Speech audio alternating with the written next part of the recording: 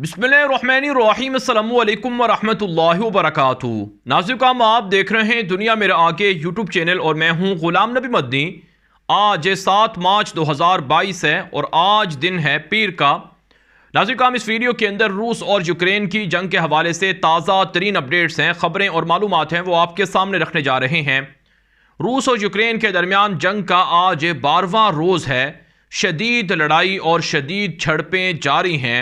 नाज़िर, रूसी फ़ौजें यूक्रेन के अंदर जंगी जहाज़ों के ज़रिए से बमबारी कर रही हैं और ये बमबारी पहले से ज़्यादा हो चुकी है, जिसके अंदर आम शहरी भी निशाना बन रहे हैं।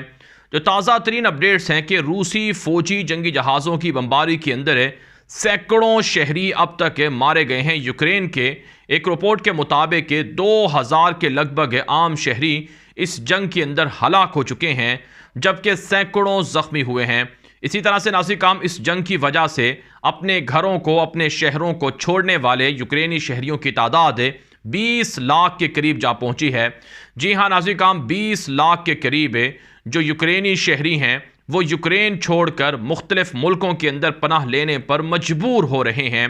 नाज़िर, जो मुख्तलिफ पड़ोसी मुल्क हैं यूक्रेन के, जिसमें पोलैंड है, रोमानिया है, स्लोवाकिया है और दीगर ममालिक हैं, वहाँ पर लाखों शहरी वहाँ के बॉर्डर्स पर खड़े हुए हैं और दर बदर फिर रहे हैं और हिजरत करके यूक्रेन से फ़रार हो रहे हैं।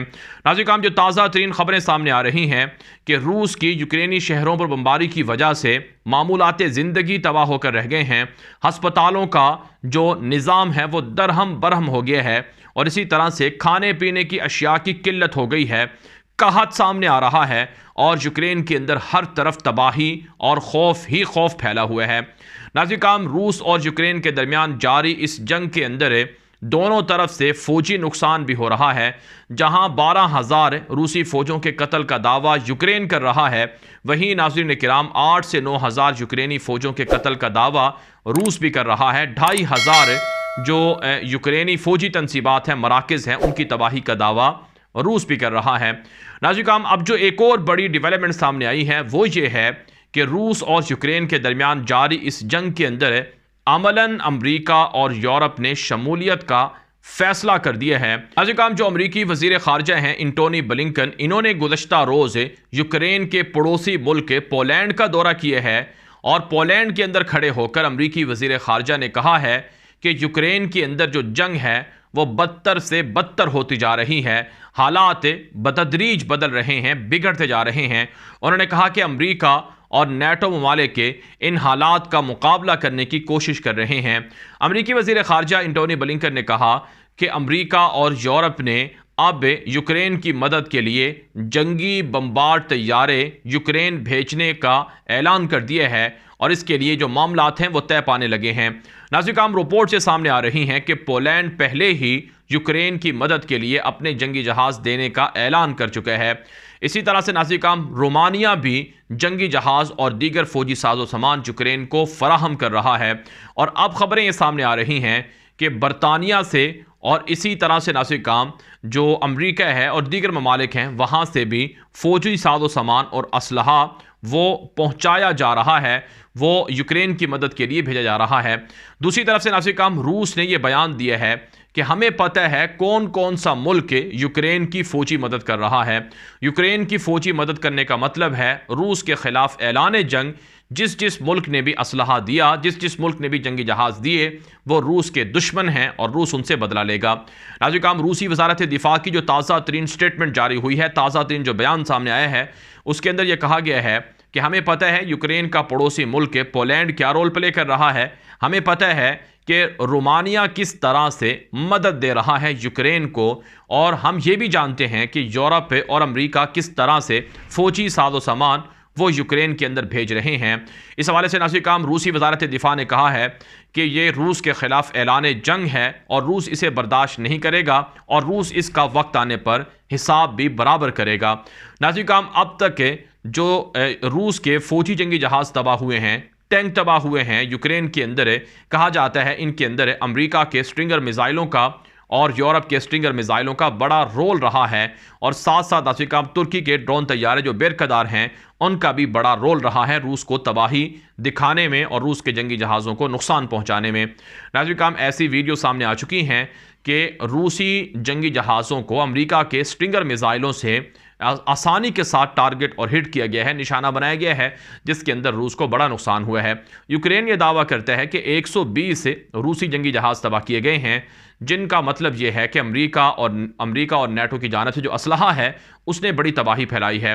अगरचे नाज़रीन किराम ये इतलात हैं कि यूरोप और अमेरिका पिछले 10-12 दिनों के अंदर यूक्रेन की मदद के लिए अमलन कुछ नहीं कर सका है, जैसा कि यूक्रेनी सदर व्लादिमीर ज़ेलेंस्की भी अपनी वीडियोस के अंदर बार बार ये मुतालबा करते रहे हैं कि अमेरिका और Europe no fly zone Ukraine को करार दें, जिस पर कोई अमल यूरोप और अमेरिका की जानिब से नहीं किया गया। और इसी तरह से यूक्रेनी हुकूमत ये भी मुतालबा करती रही है कि हमारे पास जहाज़ों की कमी है, हमारे पास असलहे की कमी है, हमें असलहा और जहाज़ फराहम किए जाएँ, लेकिन वो भी नहीं किए गए हैं। तो बहरहाल नाज़रीन किराम अब जो रिपोर्ट सामने आ रही हैं, जैसा कि अमरीकी वज़ीर ख़ारजा एंटोनी ब्लिंकन का ये बयान नशर हो चुका है कि बमबार जंगी जहाज़ यूक्रेन भेजे जाएंगे और ये पोलैंड के अंदर और दीगर जगहों से यूक्रेन के अंदर दाखिल होंगे और यूक्रेन की मदद करेंगे। इसी तरह से नाज़रीन किराम जिस तरह से रूस की जानिब से धमकी है, इससे लग ये रहा है कि तीसरी आलमी जंग, जिसे एटमी जंग भी कहा जाता है, उसके शुरू होने के इम्कानात मज़ीद बढ़ते जा रहे हैं, मज़ीद उनमें इजाफा हो चुका है। काम आप जानते हैं रूसी वज़ीर ख़ारजा सरगाई लारोव का ये बयान नशर हो चुका है कि तीसरी आलमी जंग एटमी जंग हो सकती है, तीसरी आलमी जंग दुनिया के अमन के लिए तबाहकुन हो सकती है। रूसी वज़ीर ख़ारजा सरगाई लारोव ने और ख़ुद रूसी सदर व्लादिमीर पुतिन ने मग़रिब और अमेरिका को खिताब करते हुए कहा था कि वो यूक्रेन और रूस की जंग से दूर रहें, इससे हालात मज़ीद बिगड़ जाएंगे। और अब नाज़रीन किराम जैसा कि यूरोप, पोलैंड, बरतानिया, फ़्रांस, अमेरिका ये सब मिलकर असलहा भी भेज रहे हैं और जंगी जहाज़ भी भेज रहे हैं, तो इससे हालात और ज़्यादा गंभीर होते जा रहे हैं। नाज़रीन किराम रूस का हदफ ये है कि वो यूक्रेन पर कब्ज़े के बाद मज़ीद जो पड़ोसी मुल्क हैं, यूक्रेन के साथ जुड़े हुए मुल्क हैं, उन पर कब्ज़ा करे। यही वो चीज़ें हैं जो यूरोप को परेशान किए हुए हैं और यूरोप रूस को रोकने के लिए कोशा हैं। अगरचे नाज़रीन किराम अमेरिका के अंदर और यूरोप के अंदर जो दिफाई माहिरीन हैं, जो दिफाई थिंक टैंक हैं और जो दिफाई एक्सपर्ट्स हैं, वो ये कह रहे हैं हुकूमतों को कि तहम्मुल से काम लिया जाए, यूरोप, नेटो और अमेरिका कोई ऐसी गलती ना करे जिससे जंग मज़ीद ख़राब हो जाए, जिससे जंग मज़ीद बढ़ जाए और दुनिया तबाही की तरफ जाए। नाज़रीन किराम ज़ाहिर सी बात है रूस भी एटमी मुल्क है, उसके पास एटमी हथियार मौजूद हैं, बरतानिया के पास भी एटमी हथियार मौजूद हैं, फ़्रांस के पास भी एटमी हथियार मौजूद हैं और जर्मनी के पास भी हैं और अमेरिका के पास भी हैं। और अमेरिका के तो एटमी हथियार वो तुर्की के अंदर और यूक्रेन के इर्द गिर्द जो दीगर यूरोपीय मालिक हैं वहाँ पर भी मौजूद हैं। तो ऐसे में अगर ये जंग मज़ीद बढ़ती है तो इससे हालात और ज़्यादा गंभीर हो जाएंगे और दुनिया के अंदर तबाही हर तरफ फैलेगी। यही वजह है नाज़रीन किराम चीनी सदर शी जिनपिंग और चीनी हुकूमत यह बयान देती रही है कि अमेरिका और यूरोप रूस पर पाबंदियां लगाकर हालात को मज़ीद ख़राब कर रहे हैं। ये मामला रूस और यूक्रेन की जंग का है, जिसे मुज़ाकरात के ज़रिए से हल करना चाहिए, लेकिन इसका मतलब ये नहीं कि अमेरिका और यूरोप मज़ीद पाबंदियां लगाएं और रूस को इश्तियाल दिलाएं और रूस फिर ऐसा कोई ना कोई इकदाम उठा ले जिससे दुनिया के अंदर मज़ीद तबाही फैले।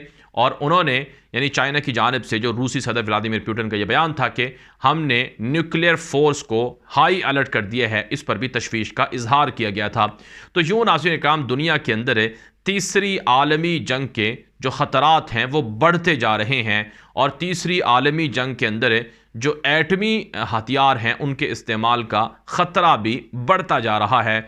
अगरचे नाज़रीन किराम रूस और यूक्रेन की जंग के हवाले से कोई ऐसे वाज़े इशारे मौजूद नहीं है कि ये जंग आने वाले 2 दिनों में या 3 दिनों में ख़त्म हो सकती है, क्योंकि जिस अंदाज से रूसी फ़ौजें पेशकदमी कर रही हैं, जिस अंदाज से रूसी फ़ौजें आगे बढ़ रही हैं, उससे लगता ये नहीं है कि ये जंग आने वाले 3-4 दिनों में ख़त्म होगी। रूसी फ़ौज का प्लान ये था कि 2 हफ्तों में मुकम्मल यूक्रेन पर कब्ज़ा कर लिया जाएगा, लेकिन वो इसको कब्ज़ा नहीं कर सके हैं और उन्हें मज़ाहमत का सामना करना पड़ रहा है। और अब जबकि पाबंदियों के बाद यूरोप और अमेरिका की जानिब से असलहा और जंगी जहाज़ भी भेजे जा रहे हैं, तो इससे हालात मज़ीद गंभीर हो जाएंगे, इससे हालात मज़ीद ख़राब होंगे।